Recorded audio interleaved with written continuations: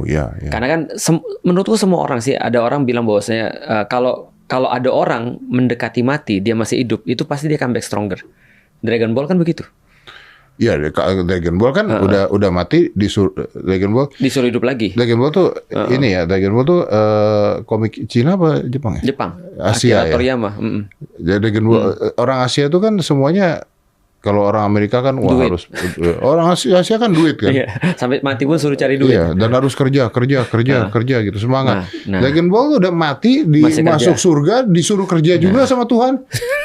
Kerja semangat, udah balik lagi lo gitu. Nah kalau orang Cina yang ngomong nggak apa-apa. Iya.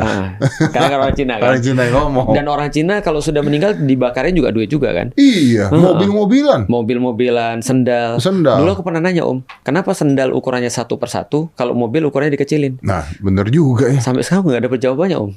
Iya soalnya kalau. Nah dia kalau kita lihat tadi, if it doesn't kills you, makes you stronger. Iya. Ya kan katanya kan bahwasanya kalau itu tidak membunuh kita, itu membuat kita lebih kuat kan. Dan menurutku juga sama sih. Tapi pada intinya aku bilang gini.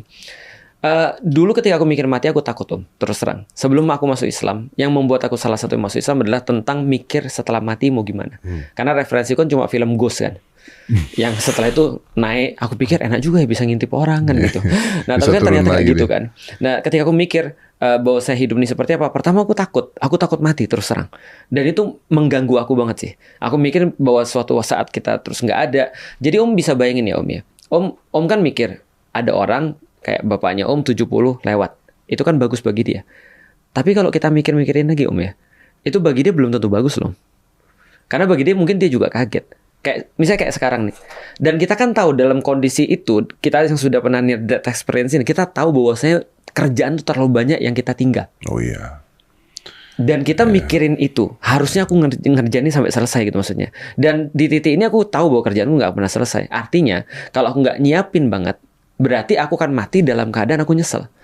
Ada banyak yang belum aku lakukan gitu loh maksudnya Om. Nah, itu yang pertama sih, efek yang pertama. Efek yang kedua yang aku rasakan adalah aku sampai di titik berdamai, lalu aku berpikir, lalu kalau seandainya mati itu memisahkan kita dengan semuanya ini, gimana caranya aku supaya aku tidak khawatir di situ?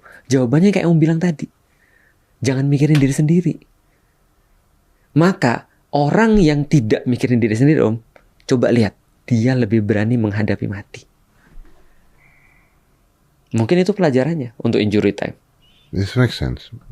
Karena kalau kita mikirin diri sendiri, itu kita nggak pernah puas loh, dan nggak pernah siap loh mati. Yeah, tapi kalau kita begitu, bodoh amat nih, ini yang aku lakukan benar, yang aku bela benar, ini ibuku yang aku bela, mati nggak apa-apa. Ya tapi andanya siap mati, andanya. Apakah dia siap ditinggal? Yang ditinggalin yang nggak siap. Itu dia Om. Ketika Anda memikirkan orang banyak. Betul. Ketika itu terjadi, andanya siap mati, yang ditinggalin lah yang tidak siap.